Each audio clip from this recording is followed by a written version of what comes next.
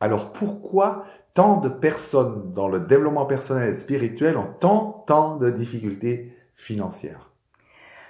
Ah, c'est une question qui a l'air simple, mais quand même assez complexe. Parce que la première chose à savoir, d'abord, c'est que nous sommes connectés. Le problème, c'est qu'il y a des enseignants spirituels, mais qui ne sont pas connectés. Et comme ils ne sont pas connectés, ils apprennent des choses des autres qu'ils répètent, mais ils ne perçoivent pas les informations qui nous viennent des mondes spirituels. Ils ne perçoivent pas la guidance des entités spirituelles comme les guides, les ancêtres, comme les anges, comme les esprits de la nature. Et du coup, ils vivent pauvrement, déjà pour commencer, pauvres en sagesse, pauvres en guidance spirituelle. Et du coup, on peut apprendre, mais c'est comme si on n'a pas la bénédiction avec soi. Nous sommes conçus pour être accompagnés et c'est une bonne nouvelle. Alors pourquoi s'en priver? Alors du coup, on reste dans des enseignements qui, à des moments, peuvent être extraordinaires, très intelligents, très organisés, structurés, mais à un moment donné, ça ne répond pas à tout pour autant. Et du coup, les gens qui viennent apprendre ne peuvent pas être satisfaits d'eux-mêmes.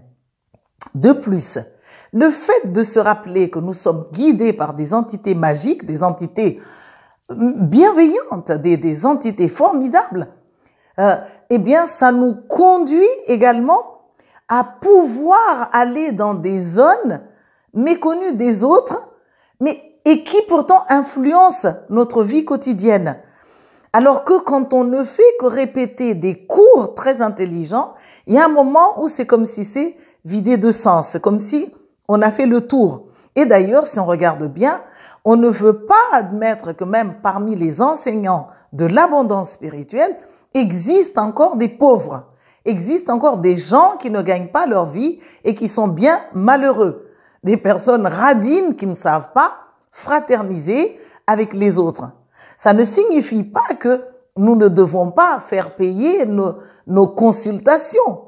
Ça signifie tout simplement que si nous étions des êtres libres, à l'écoute de nos âmes, à l'écoute de nos frères et sœurs, nous devons faire des tarifs parce que c'est un travail sur soi de proposer, de payer ces services, mais que ces services doivent être libres quand même. C'est qu'à certains, on puisse demander la totalité, à d'autres, on puisse demander moins. C'est qu'il ne sous-entend pas qu'on est forcé par les autres parce qu'ils nous mettent de l'émotion non plus. Ça signifie tout simplement que vous allez aller à l'intérieur de votre cœur, écouter la voix, la guidance de votre âme, et cette voix va vous faire sentir si c'est bon de faire un prix à cette personne ou pas. Donc, ce n'est pas à la personne de décider à notre place si on doit faire un prix ou pas. Enfin, je rajouterai que si nous rappelons à tous les êtres humains que nous sommes sur une école de vie et sur cette école de la vie, grâce au frottement des uns avec les autres, nous apprenons à vivre bien nos relations. Et lorsque nous vivons bien les relations, nous sommes heureux et nous entrons dans une abondance de bonheur. Et cette abondance de bonheur donne envie de continuer les relations sans se saboter comme nous le faisons encore actuellement sur la planète Terre. Or, les gens qui n'ont pas la guidance spirituelle peuvent nous enseigner l'abondance, mais en oubliant, en négligeant totalement pour certains même, de nous rappeler que nous sommes frères et sœurs et que pour cela, nous devons nous respecter, nous devons nous entraider parce que le bonheur des uns fait le bonheur des autres. Et dans cette vision qu'on est sur une planète école, il y a des moments où nous n'avons pas terminé ce que nous avons à apprendre ici parce que nous n'avons pas supporté les émotions humaines. Comme il y a eu des moments où nous étions privés d'enseignants sur la planète Terre ou déconnectés de ces enseignants de sagesse que j'appelle les entités des mondes spirituels, alors du coup, nous créons en fait des accidents, toutes sortes d'accidents pour pouvoir mourir et nous reposer dans les mondes de lumière. Mais ce que nous avons à apprendre, si nous ne les avons pas finis, eh bien, nous inspire à revenir sur la planète.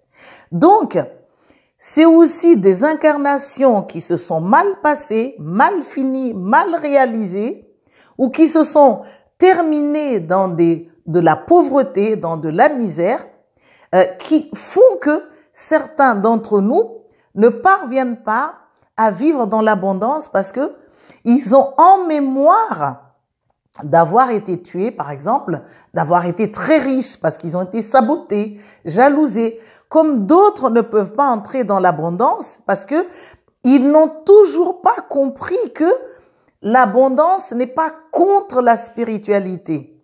Cette idée comme quoi la spiritualité ne se vend pas, ça ne peut venir que des gens qui sont aveuglés par des croyances judéo-chrétiennes qu'ils traînent depuis un certain temps.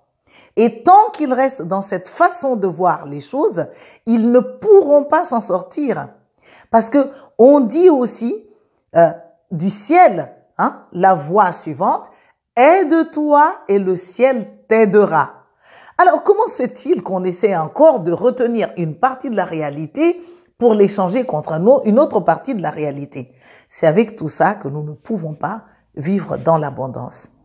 Enfin, l'abondance ne peut être acquise que si nous entrons dans une paix intérieure, en sachant à la fois demander ce que nous voulons, crier même ce que nous voulons, mais en sachant aussi lâcher une fois que nous avons demandé.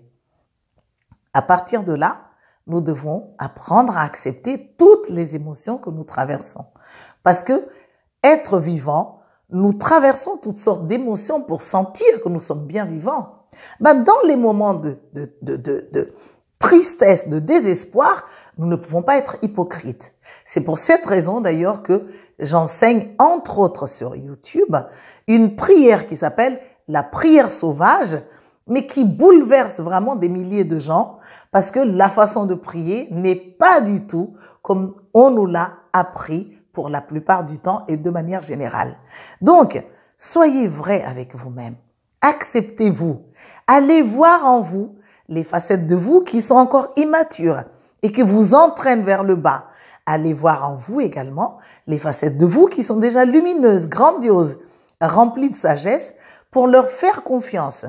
Et de cette manière, vous n'allez plus vous confier à n'importe laquelle de ces facettes qui vous composent et que moi j'ai baptisé les SPPA ou les sous-personnalités psychoactives.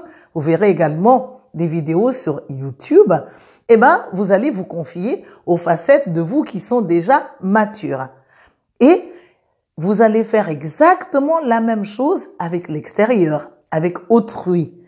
Il est temps d'arrêter de se laisser conduire par n'importe quel être qui présente une petite facette abondante ou qui a l'air gentil dans un domaine précis.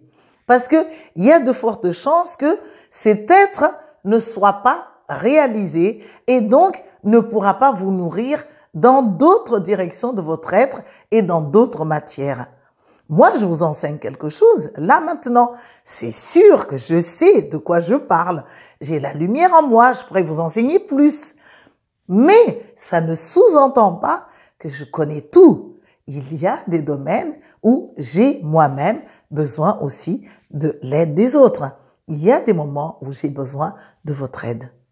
Alors, ouvrons-nous les mains, osons nous entendre, osons sortir des sentiers battus, osons développer des nouvelles visions et surtout apprendre à faire avec tous ces êtres magnifiques d'où nous venons parce que nous sommes avant tout des êtres divins venus s'incarner dans la matière. Merci.